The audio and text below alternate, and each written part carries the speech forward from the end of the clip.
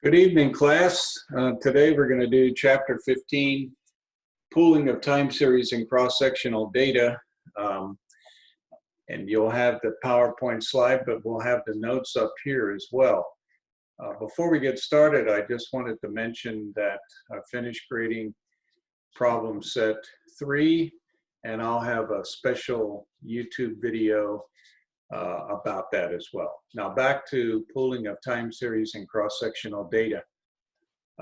In applied econometrics, typically analysts have access to both or to either cross-sectional data or time series data.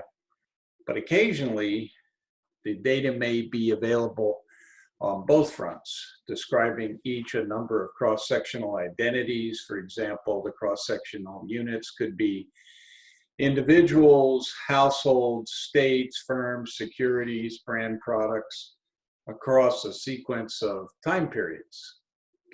And just to illustrate this, suppose we wish to pursue the demand for gasoline, but we have data on a monthly basis as well as by state. The monthly data might run from January of 2002 to December of 2006, and on a monthly basis that provides 60 time periods, but there are 50 states, so the product of 60 times 50 yields 3,000 observations in total, or 60 time periods of monthly observations for each state. Another example,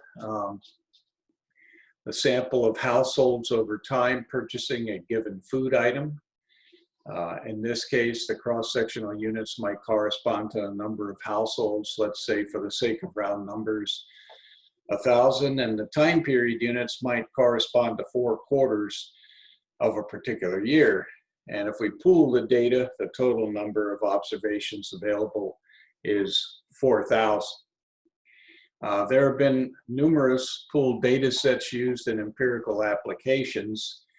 Here's but a few of previous studies: monthly rates of return for sample of securities, consumer purchases of gasoline based on the example I just described, hourly demand for electricity by individual households, yields on pine trees of various plots, per capita consumption of fluid milk over 10 regions of the United States, annual demand for natural gas in residential and commercial markets by state, monthly coupon purchases for US households, and way back in 1978, my master's thesis, demand for gasoline and diesel fuel for agricultural use by cross-sectional extension districts in Virginia.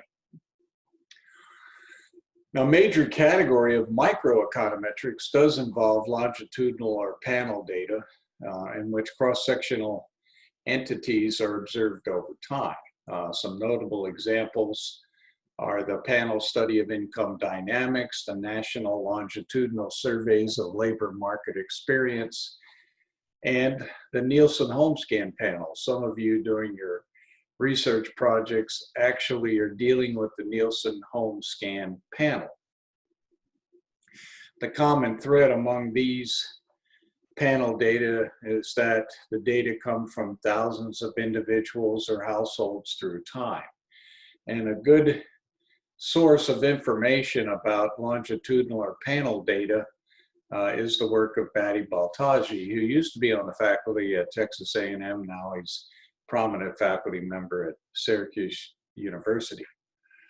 The fundamental question, Shakespearean in nature, to pool or not to pool, the decision to pool the data or not boils down to the research questions analysts or practitioners want to address. So back to our demand for gasoline example, if we want to get a common pooled estimate of the own price elasticity of demand for gasoline, or do we need individual own price elasticities by state or by region? So if the answer to this question is the latter, we can run separate regressions by state or by region, provided we have ample number of observations to not only estimate the parameters, but also to conduct statistical tests of hypotheses. Um, so in that case, running different regressions by cross-sectional unit or state, we could test for the equality of the coefficients of common explanatory variables across cross-sectional units. And this type of test rests on the use of f-tests. And typically, by running separate regressions, we fall under the category of a lecture we're going to consider in the future, seemingly unrelated regression.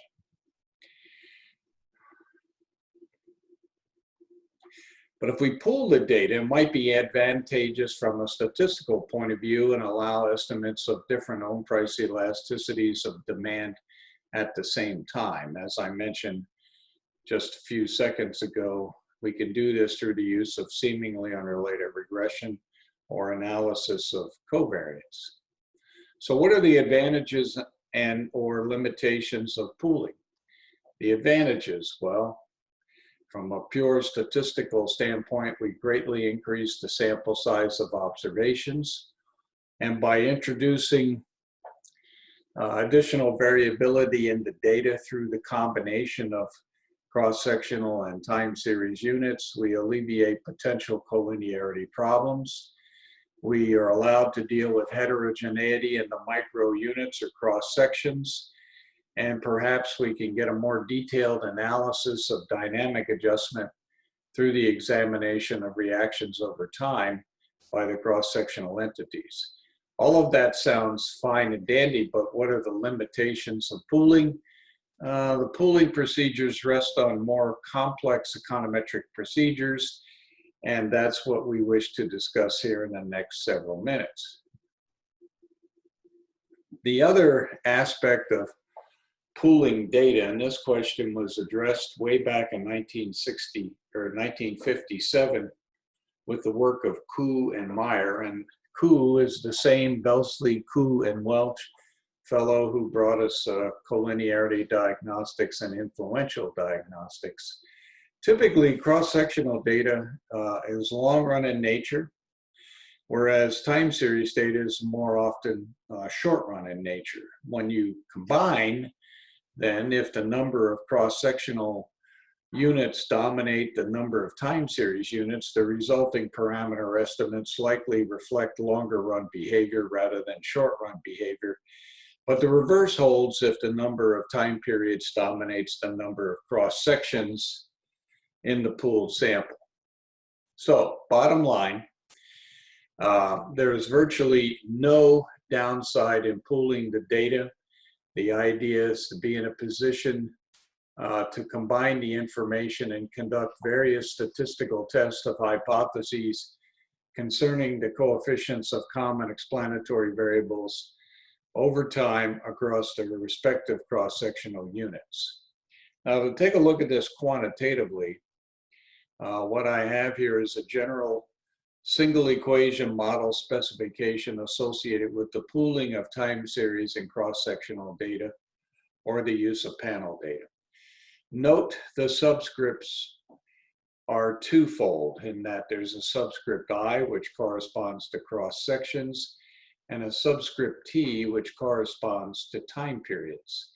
We still have a single equation model here, so that means when we pool the data, we're going to get common estimates of the explanatory variables x1, x2, up through xk, and we're going to get an estimated coefficient, a common estimated coefficient associated with each of the explanatory variables. And of course, the dependent variable is y. Some terminology here. If we have the same number of time periods associated with each cross-sectional unit, we call that a balanced design. But if there are different number of time periods associated with each cross-sectional unit, we refer to that as an unbalanced design. Now, how do we estimate the coefficients in the model? Well, there's several ways to go. You see the formula here on this particular slide, but we need to define the variables y, x, and omega. So the first thing you would do is stack the data by cross section. So you see for the dependent variable y, we're going to have the first cross section 1 here with t time periods, then the second cross section with their t time periods, assuming a balanced design all the way down. So the first thing the analyst has to do in pooling the data is to stack the data appropriately. You do the same thing with each of the k explanatory variables. So that identifies x, that identifies y. The question is, what is omega? Omega is the variance covariance matrix of these disturbance terms that run from 1 to n times t. And of course, the parameter estimates are beta naught, beta 1, beta 2 out through beta k. So important point, the data must be stacked. And so sorting the data is essential with the use of the panel data. So what does the variance covariance matrix of the disturbance term look like? First of all, it's a square matrix of dimension nt by nt. Note that this matrix can be quite sizable depending on what n and t are. In our earlier example with the demand for gasoline, we had 3,000 observations because we had 50 states, n is 50, 60 time periods. So omega is a rather sizable matrix, 3,000 by 3,000. And subtly, if you take a look at the formula, not only do we have to specify the omega matrix or get estimates of that, then we have to take the inverse of that in order to come up with the pooled data estimates, estimated coefficients. So what is going to happen is, to simplify this, we're going to have to identify ways to simplify the variance covariance matrix of the disturbance terms, or the matrix omega.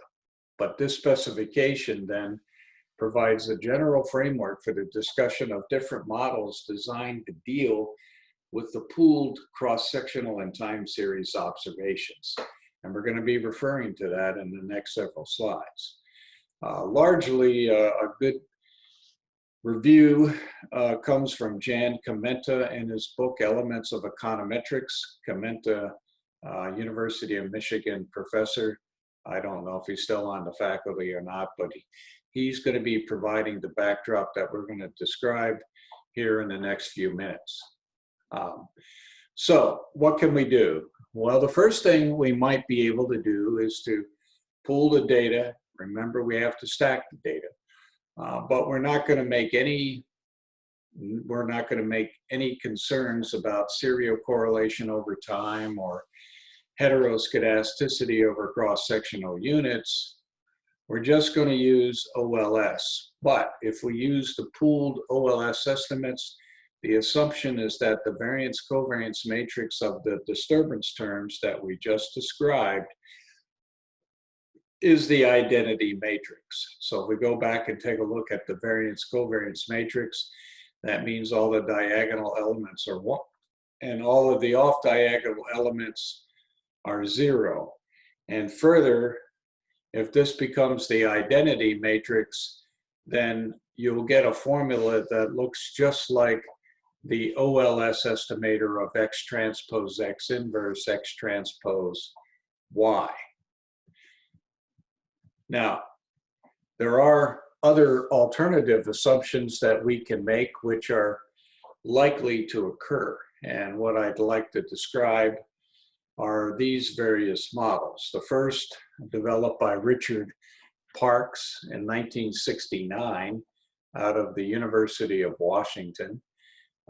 I like this model because it implicitly recognizes the fact that among cross sections, there could be heteroscedasticity or unequal variances. There could also be the possibility of mutual correlation across the cross sections. And we could have an autoregressive scheme within each cross-sectional unit. That's the Parkes model. The error components model, either a one-way or two-way error components model, or one-way or two-way random effects model, assumes the error term is composed of three independent components. One component associated with time, another associated with cross-sectional units, and the third, a random component varying in both directions. That's a two-way random effects model also. A one-way random effects model assumes either the error term varies cross-sectionally and randomly, or it varies through time or randomly. We'll discuss that a little bit later on. Another assumption that we can make to represent the cross-sectional and time series components or units, we can let them correspond to dummy variables. So for example, in this illustration called a covariance model, or more formally, an analysis of covariance model, or least squares dummy variable model, the z's correspond to cross-sectional units, and we're assuming n of them. Notice the base or reference category is z1, so that we have n-1 dummy variables corresponding to cross-sections, and we have t-1 dummy variables corresponding to time periods. In most cases, the cross-sectional unit dummy variables are applicable rather than putting in time series dummy variables. This type of model also corresponds to what might be termed fixed effects model, one-way or two-way. Let's discuss each of these models in detail and then follow that up with some examples. The Parks model, as said previously, recognizes heteroscedasticity and mutual correlation across cross-sections, and at the same time recognizes that there could be an autoregressive process within each cross-section. This model is only applicable for balanced designs. So if we take a look at the Parks model, which is a cross-sectionally heteroscedastic and time series autoregressive model, we're going to make the assumption that there's no cross-sectional dependence, that is, there's cross-sectional independence. We'll relax that assumption momentarily. But among each cross-section, there could be a variance term, sigma squared I, that could vary from one cross-section to the next. Remember, I corresponds to subscript I, corresponds to cross-sectional units, and I could run from 1 to n. That would mean we'd have n of these parameters to estimate. Then we also assume an AR1 process in the error term for each cross-section. And that would mean we'd have n of these rows as well to estimate. So with this Parks model, in addition to the k or k+1 explanatory variables, we add on 2 times n additional parameters to estimate the sigma squared i's and the rho sub I. When we do that, note what the omega matrix looks like. The omega matrix looks like a block diagonal matrix, and the nice thing about diagonal matrices is that it is straightforward to take the inverse. So instead of having to take the inverse of an nt by nt matrix, the sigma inverse here is going to be equal to P1 inverse divided by sigma 1 squared, P2 inverse divided by sigma 2 squared, and then P sub n inverse divided by sigma n squared. But P sub I for each cross section is of dimension T by T. So it simplifies the amount or the degree or the dimensionality of the omega matrix. So here's the same formula that we would use then with the Parks model to give us the parameter estimates. And we also note for the first time how to get the variances and covariances associated with each of the parameters. And once we get the variances, we can take the square root of those. And then that gives us the standard errors. And we can then use t-statistics as we've done in the past to find out which variables are statistically significant in affecting the dependent variable. Now, a more complicated version of the Parks model relaxes the assumption of mutual independence among cross sections. So we're going to assume that these cross-sectional units are going to be correlated. We're still going to have to estimate n of these sigmas, n of these rhos, but now we're going to have to come up with estimates of sigma ij, that is sigma of 1, 2, sigma 1, 3, sigma 1, 4, up to sigma 1, n, and so forth. This is what the omega matrix looks like, very complicated. Here's how we get actual estimates of sigma ij and the corresponding parameters here that we need to fill out p sub I. Once we get p sub I and we have the formula for sigma ij, then we're in a position with the proper algorithm to take the inverse of the omega matrix. So, if the cross-sectional units are random entities, then cross-sectional independence is a reasonable assumption. If not, then cross-sectional independence is an untenable assumption. Now let's talk about another class of models, still in the context of using as a theoretical framework the omega matrix. And here we have what is called a error components model.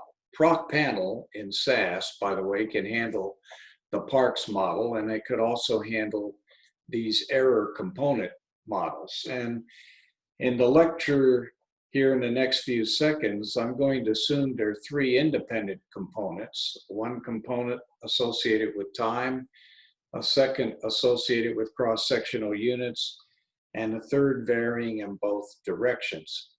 These components, or this error component modeling methodology, is applicable to either unbalanced or balanced designs.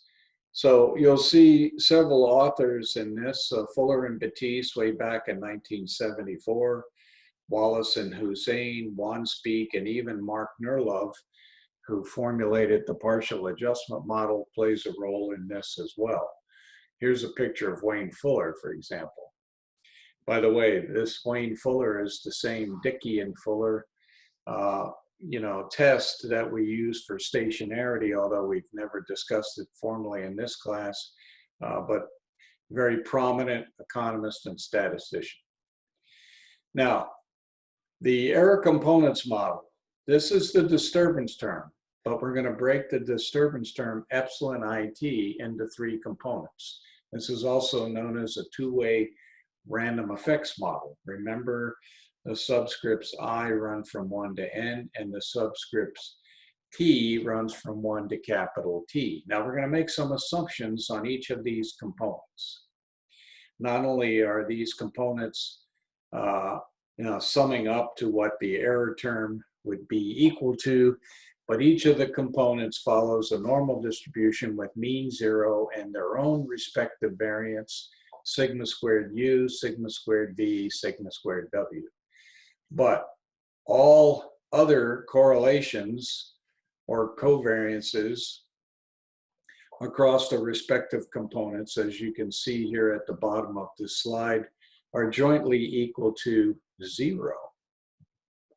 Now, when that's said and done, we get an expression for the variance of the disturbance term, and it turns out to be simply the sum of these components, sigma squared u, sigma squared v, sigma squared w, such that if we get estimates of these, and I'll provide what those estimates look like momentarily, we now know the variance of the error term. And notice that the variance of the error term does not depend on any subscript, I or t. That is, the variance epsilon IT under the error components model is homoscedastic. Now, suppose we wanted to consider the correlation of 2 error terms at the same time period, but at different cross-sectional units. And that correlation can be shown to be equal to sigma squared v divided by sigma squared, which is the sum of these 3 components. And if we wanted to take a look at the correlation coefficient of two cross-sectional units at two different periods of time, what we would get here would be sigma squared u divided by the sum of the components. So for each cross-sectional unit, the correlation of the disturbance terms over time remains unchanged, no matter how far apart in time the disturbances are. Notice that this assumption contrasts sharply with the AR1 process that we learned about in dealing with serial correlation or autocorrelation, which actually implies that the degree of correlation declines geometrically with the time distance involved. So you see what's going on here. So importantly, with assumption 2, we're looking at the correlation of a given cross-section at two different time periods, and notice that does not depend on T or S or even I, rather strong assumptions.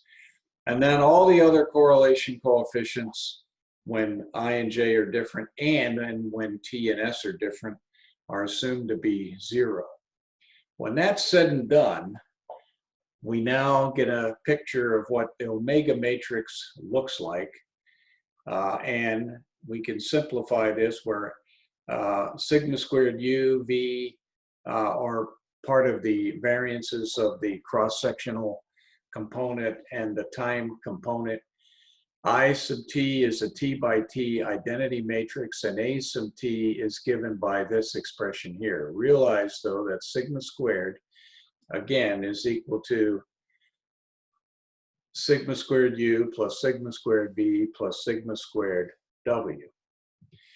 Now, all we need then are 3 estimates of these components, sigma squared w, sigma squared u, and sigma squared v. Once we have all of these estimates, and notice how complicated that estimation is, and that's why a statistical or econometric package is important. But once you have these estimates, now we get the identity matrix. Once we have, or the A matrix, once we have estimates of this, we completely round out omega, and we can then use our formula x transpose omega inverse x, all of that inverse x transpose omega inverse y to get us those parameter estimates. But we only have to estimate these 3 components, unlike the Parkes model, where we had to have n components of the variance, n components of the correlation coefficient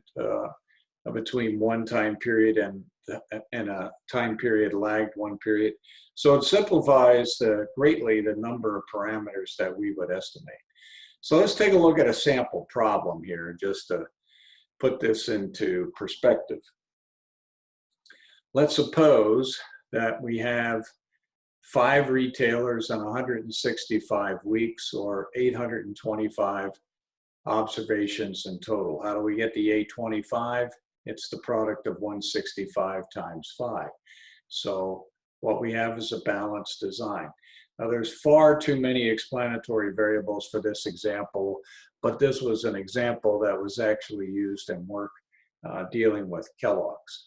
So we had 5 retailers and 165 weeks of data. What we wanted to do is to pool the data and get a common estimate of the impact of price, as well as each of these other explanatory variables. Now, if we use pooled data, and again, I'm just showing you how we might be able to do this with SAS.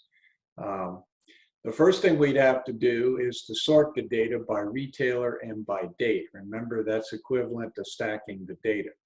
And with the procedure proc panel, we can use this option pooled, and what will occur is an estimate, as you can see here, proc panel, pooled OLS estimates. And what we would get is a common estimate across the 825 observations.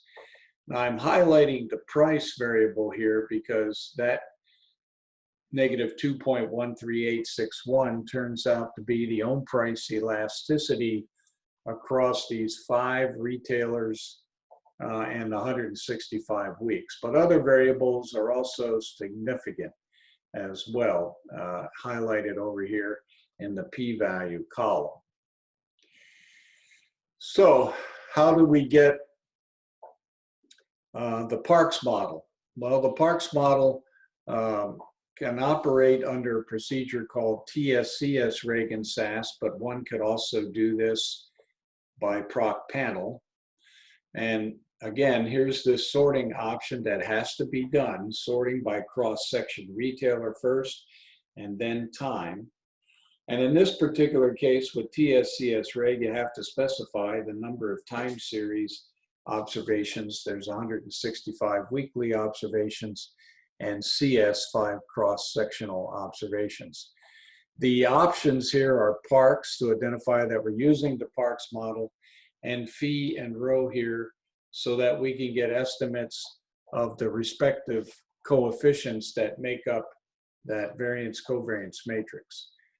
Here we could also use TSCS reg or proc panel, and Fuller means a two-way random effects or error components model. So if we then use this procedure, we see we get the Parks procedure, 5 cross sections, 165 weekly time series observations. The goodness of fit, 0.92. If we go back and take a look at the pooled model, the goodness of fit was only 0.62. Now, here we get a different estimate of the own price elasticity of demand, negative 1.83.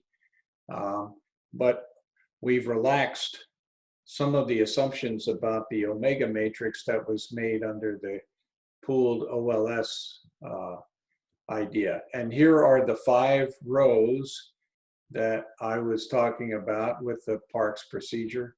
Notice all of these are in correlation form, which means they're bounded above by 1 and bounded below by negative 1. If there was the absence of serial correlation in each of these 5 cross-sectional units, these row values would be 0. Notice that they're not, which means serial correlation is evident in each cross-sectional unit, which makes the prospects of pooled OLS an untenable proposition. Now, the diagonal elements here are the variances associated with retailer 1, 2, 3, 4, and 5. And the off-diagonal elements represent the degree of correlation among retailers. Note that there is very little correlation among the cross-sectional units. In fact, this is a variance covariance matrix here. One need to convert this to correlation form, but the off-diagonal elements typically are small compared to the diagonal elements. Now, in the case of the Fuller-Batiste variance component or error components model, notice in parentheses this says RAN2. It's a two-way random effects model. And what we need is the estimate of the variance component for cross sections. This is sigma squared U, 0.977355. Sigma squared V is 0.000946. And the variance component for random in both directions is 0.05692. Now, if we were to sum these, we would get the variance of the error term. But as you see, most of the variance in the disturbance term, if we were to sum this and then take proportions, much of that variance in the disturbance term is attributed to the variance associated with the cross-sectional unit. And with that, we get a different set of parameter estimates. This estimate of the own price elasticity, for example, much different than what we got with the pooled OLS or even the Parks model. And in fact, under the error components model, the own price elasticity for that particular product being manufactured by Kellogg's was negative 0.7 in the inelastic range, whereas in the Parks procedure was negative 1.83 elastic. So Depending on the assumptions that one is willing to make about the variance-covariance matrix of disturbance terms, that translates into different, not only different, but sizably perhaps different estimates in these coefficients. What I've done on this slide is simply highlight each of these procedures. If we just focus on the own price variable and forget the others for a moment, here's the pooled OLS parameter estimate, negative 2.13, the own price elasticity. And how do I know it's an elasticity? The dependent variable is in terms of log units sold of a particular product for Kellogg's, and this is the log price. So that coefficient is the elasticity, just as we've seen in earlier lectures. And a good summary here is the fact that the parameter estimates are quite different as we move from the pooled to the Parks to the Fuller-Batiste procedure. So, generally speaking, note also reductions in standard errors with the use of Parks and Fuller-Batiste procedures, because we're taking into account additional information about the variance-covariance matrix of the error terms. So up to this point, we've treated the estimation of the structural models using pooled data in three ways. Use OLS, make some, common or heuristic assumptions dealing with cross-sectionally heteroscedastic and time-wise autoregressive models. Or we can also talk about the disturbance terms being broken down into various components. It's difficult to know which of these assumptions make the most sense. That's going to vary from one problem to the other, but typically making some assumptions besides the pooled assumption, pooled OLS assumption, that is, assuming no heteroscedasticity or serial correlation, assumptions 2 and 3 are likely to be much better than just using the pooled OLS. Now, another way to go, and we've seen this before, this is called the analysis of covariance model, or simply the covariance model. And this can be applicable for unbalanced or balanced designs as well. And this would be tantamount to fixed effects. What we would be injecting to the model are intercept shifters, the Z's for cross-section, the W's for time periods.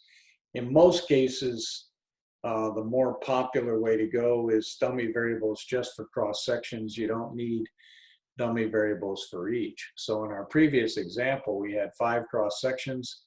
So we'd have 4 Z's. We also had 165 weekly time periods.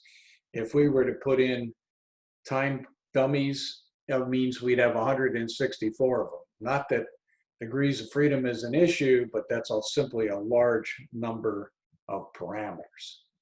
And this analysis of covariance model is also known as ANICOVA, or least squares dummy variables, LSDV. And it allows us to test for equality of intercepts or the estimated coefficients. Now, so if we want to use this particular model, interest, as I mentioned before, is usually only in the inclusion of the cross-sectional indicator variables. We can perform joint tests corresponding to the set of cross-sectional effects or time series effects. Now, a lot of times you still may be subject to heteroscedasticity or autocorrelation, and if that's the case, we could add options depending on the software package that you have. These options correspond to procedures developed by Newey and West in a paper in 1987 that gives us the prospects of adjusting the standard error should there be H heteroscedasticity or AC autocorrelation. But the OLS estimates would be the same, or the parameter estimates would be the same, whether or not heteroscedasticity or autocorrelation is present. the correction would just be on the standard errors, because we saw before in dealing with discussions of autocorrelation or heteroscedasticity, the OLS estimates are unbiased, but the standard errors are biased. So Newey and West developed corrections to adjust for that. The problem with this particular model, as you can see here, is that this injects a large number of parameters. So depending on the magnitude of n, you're going to have n-1 additional dummy variables or t-1 dummy variables. Even though degrees of freedom issues are not typically problematic, we simply have the injection of n-1 plus t-1 additional variables if we use both cross-sectional and time series dummy variables. So now I mentioned the terms fixed or random effects. I'd like to clean up that discussion just a little bit. The fixed effects model is really very similar to the Anikova or LSDV model, and the error components model is really very typical for random effects model. So in the case of the error components model, as we saw previously, the specific characteristics of either cross-sectional components or time series components rest on a normally distributed random variable. That's an assumption that we make. But in the case of Anikova or the least squares dummy variable, we're only resting on the use of dummy variables. So the error components model, according to Mudlack, statistically speaking, really is a random effects model, but the covariance model is referred to as a fixed effects model, okay? So in doing that, the disadvantage of the random effect error components model, even though it relies on much fewer parameters, because all we need is sigma squared u, the estimate of sigma squared v, and sigma squared w, 3 additional components, whereas we have n-1 plus t-1 additional dummy variables. So there is a disadvantage, though, of the random effects model, in the sense that if this random effect or the error component are correlated with the explanatory variables, then we get parameter estimates are biased and inconsistent. So similar to the issue of endogeneity that we discussed previously in the class, this issue carries over to random effects. And similar to the use of the Hausman test to deal with endogeneity, Jerry Hausman has also developed a test to determine whether or not, in the case of random effects models, if there's correlation among the disturbance terms and the explanatory variables. And here's the details of the test statistic. So Hausman here is the pioneer of that. And assuming k explanatory variables, including a constant term, the test statistic follows a chi-squared distribution with k-1 degrees of freedom. So in SAS, or in various packages that you may have access to, first of all, we can have prospects of either a one-way fixed or one-way random effects model. Typically, one-way fixed effects model means we're only going to estimate the model with the appendage of additional cross-sectional dummies. A one-way random effects model, instead of having 3 components, we'd only have 2. And the more popular case is the error component due to the cross-sectional unit. And the assumption here is that the component dealing with time really doesn't add much to the error term. But you can also have two-way fixed effects model where we have cross-sectional dummies and time series dummies both added. It's also possible in the case of a one-way fixed effects model to only have estimation of time series dummies. And we can also have what we previously discussed in the way of two-way random effects models as well.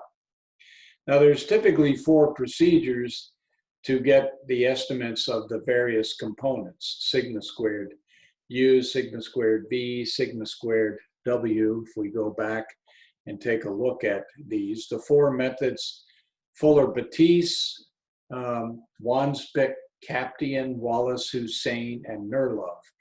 Depending on the package, you may not have access to all of these. Typically, the differences among these 4 is very small. The more popular, or the most popular, is the Fuller-Batiste method. SAS allows you to do all of these. I'm not sure what Stata or R or even eViews will do, okay?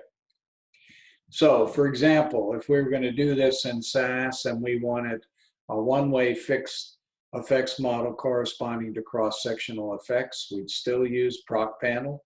Notice we're still sorting the data by cross-section and then by time.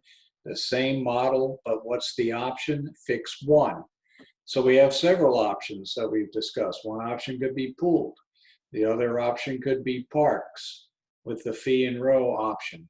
The other option could be fuller. And now with the one-way fixed effects model, fix one.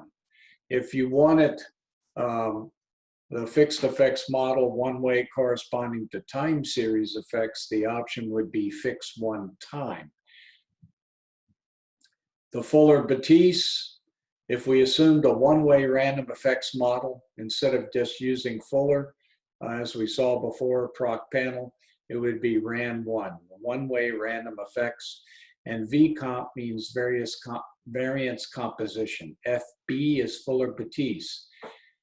WK would be Wandsbek Kaptian. WH, Wallace-Hussein. And NL, the variance composition would be NL. You could also replace RAN1 with RAN2 and get a two-way random effects model. So with the case of RAN1, we'd get a sigma squared U and a sigma squared W. In the RAN2, we'd get a sigma squared V, sigma squared U, sigma squared W. So in this case, if we carry out with this example again, here's a one-way fixed effects model. It's equivalent to putting in those cross-sectional dummies, and an F-test is automatically computed for you. And here are the estimates of the cross-sectional dummy variables. Notice individually each of these is significant from the reference category CS5. And here is the corresponding ohm price elasticity under the one-way fixed effects model. If we wanted the Fuller-Batiste RAN1, notice there's only 2 components for cross sections and for error. Notice once again, the dominant component is the variance component for cross sections. And here's the Hausman test. Now the Hausman test says, remember it's a chi-squared distribution, at least asymptotically. The Hausman test is that there's no correlation among the error components and the explanatory variables, but also that means there's no difference statistically between a one-way fixed effects model or a random effects model.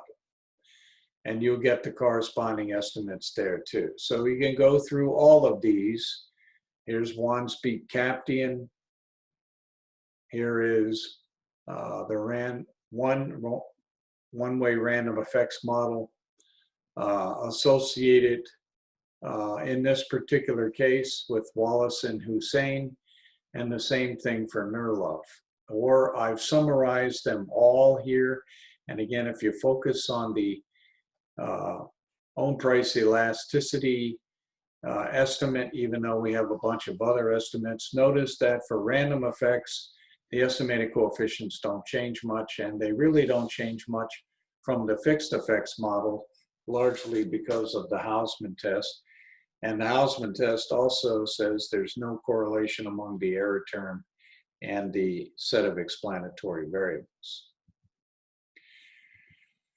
Now, to finalize this, In applied econometrics, practitioners have access to data not only by time, but by cross-section. So we have pooled data. There's various procedures for handling pooled data, whether with their unbalanced or balanced designs. And one can take a look and should look at all of these. So if we want to deal with separate regressions, we're going to have to wait until we cover the seemingly unrelated regression model, and I'll make it clear how we can do that and still take advantage of the use of all of the data. Now, one thing I want to point out with the use of panel data on problem set 4, question 4, there's a problem dealing with Boston and Hartford prices for milk. That means we have 2 cross sections. There's 106 observations in each, and I've asked you to pool the data so that we now have 212 observations, and then get the pooled OLS estimate, and then using one-way and two-way random effects, but just with the Fuller-Patisse method. And I'm asking you to use the variations of the Parks model, and I'm asking you to also develop estimates based on the Anakova or least squares dummy variable model. I also ask you to deal with seemingly unrelated regression, but you'll have to wait until we get to that section. It's been my pleasure being with you today. I hope you have I hope you're well, and I hope you're safe, and hopefully down the road we'll be able to eliminate the coronavirus and get back to dealing with, what seems to be normal circumstances. Good day, my friends.